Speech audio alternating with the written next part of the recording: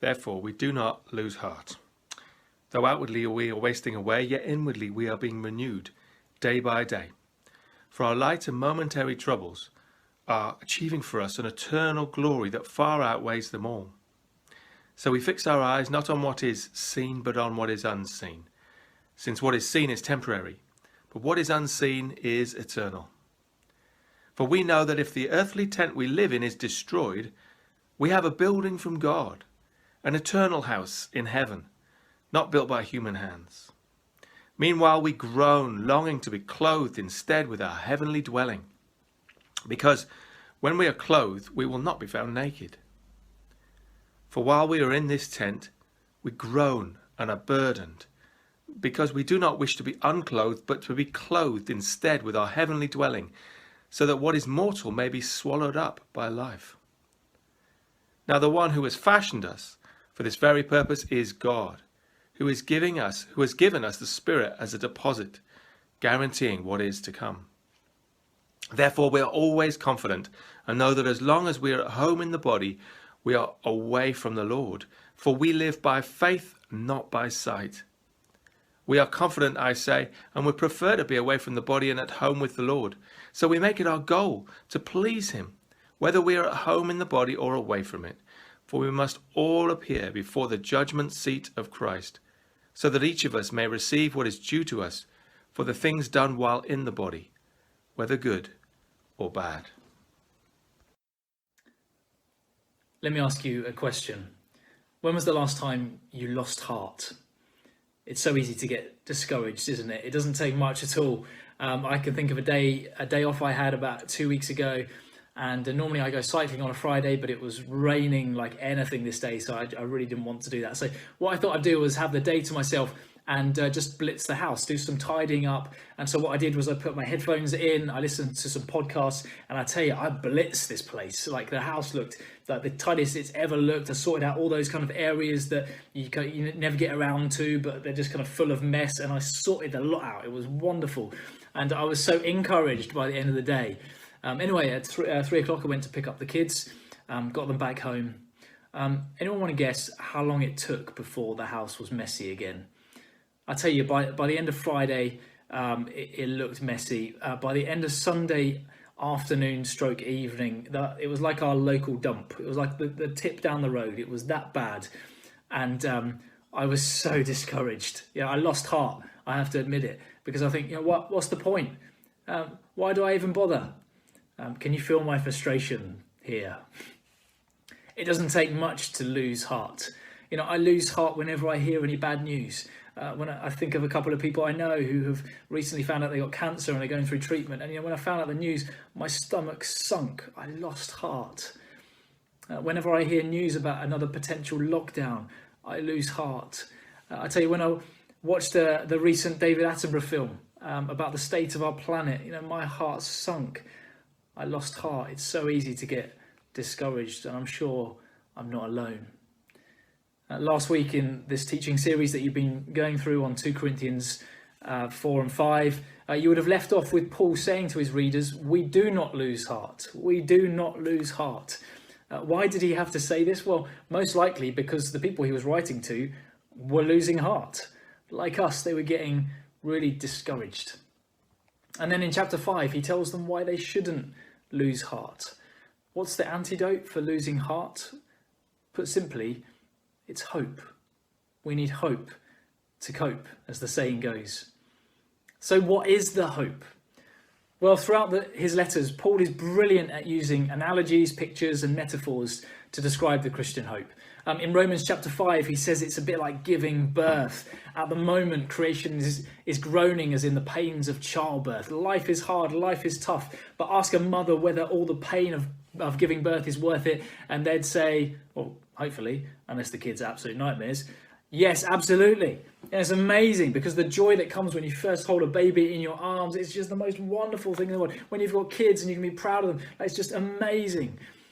And it's a bit like that. Creation is in pain, but you just wait for the joy that's coming, Paul says. And so what's this hope like? Well, it's a bit like a mother giving birth. It reminds me of an analogy that's sometimes used to talk about hope. There's two babies in the same womb in their mother. And one asks the other, do you believe in life after birth? And the other one replies, well, of course, there has to be something after birth. Maybe we're here to prepare ourselves for what will be later on. Nonsense, says the other. There is no life after birth. What would that life be?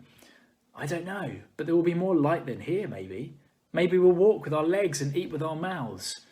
The other says, this is absurd. Walking is impossible, and eat with our mouths ridiculous. And no one has ever come back from there. Birth is the end of life, and in the afterbirth, it is nothing but darkness and anxiety, and it takes us nowhere. Well, I don't know, says the other. But certainly we'll see Mother, and she'll take care of us. Mother? You believe in Mother? Where is she now? She's all around us. It is in her that we live. Without her, there would be not this world. I don't see her, so it's only logical that she doesn't exist. To which the other replies, sometimes when you're silent, you can hear her, you can sense her. I believe there is something more. That's a great way of talking about what Paul in this passage calls heaven. There is something more, and perhaps it's a bit like a mother giving birth. The analogy he uses in this passage to talk about heaven or hope or whatever comes next is he uses the language of houses and tents to try to describe it. He says this, for we know that if the earthly tent we live in is destroyed, we have a building from God, an eternal house in heaven, not built by human hands. He goes on, for while we are in this tent, we groan and are burdened, because we do not wish to be unclothed, but to be clothed instead with our heavenly dwelling, so that what is mortal may be swallowed up by life. I don't know if you've ever been camping before. I personally love camping. To wake up with the sound of birds, or to step out of your tent and see the vastness of an ocean or the snow at the top of a mountain, to get back to good old nature and a simpler life. Well, that's the romantic view of camping, isn't it? The reality is that after 2 nights of rain or a bad night's sleep because your mattress isn't good for your back, or the 10th time you've tripped over a guy rope whilst trying to go to the toilet in the middle of the night, which is an achievement in itself, you're ready to scream at nature, at the kids, pack up the car and get back to the comfort of your own bed as soon as possible. Your lovely, wonderful bed. Well, life now is like that tent. In fact, our bodies are like a tent, Paul is saying here. They're great, but they just don't last long. Our knees go, our teeth goes, our hair goes, it all goes. We live in a tent right now, and therefore we groan and are burdened. I'm sure many of you know that feeling. But you wait, he says, you wait until this tent is replaced with a home, a heavenly home, a new body, the mortal swept up and swallowed up by life, revealing an immortal body.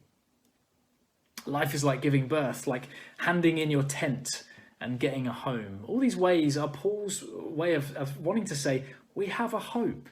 There is something more.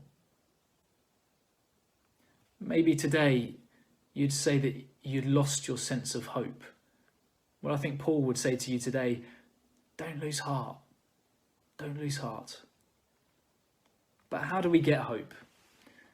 Well, Paul says it's by living by faith and not by sight, which is the idea we looked at earlier on. You remember the £10 note? We live by faith and not by sight. And we do this in all kinds of areas of life anyway, don't we? We believe in things that we can't see. Air is an obvious one. I can't see it right now, but I'm benefiting from it. I trust that it's there, even though I can't see it. But then there are more complex things where we live by faith and not by sight. Our relationships with one another. I trust my wife Sam completely. I could try and prove that she's trustworthy. I could hire a private investigator to follow her every move. I could plant a bug on her to make sure that she speaks well of me when she's with others. And by doing so, I might have proved that she's faithful, but I would have lost trust, wouldn't I? So instead, I do what most of us do. I live by faith in her and not by sight. I have faith in her. I have trust in our relationship. The same is true of things like morals. I can't prove that there's such a thing as right and wrong. I can't see right and wrong like I can see the hands in front of my face. But by faith, I believe that the Holocaust was evil, and I believe that murder is wrong, and I believe that love is good, and having compassion on the poor is right. I can't prove it, I can't see it, and yet it's more real to me than many things that I can see.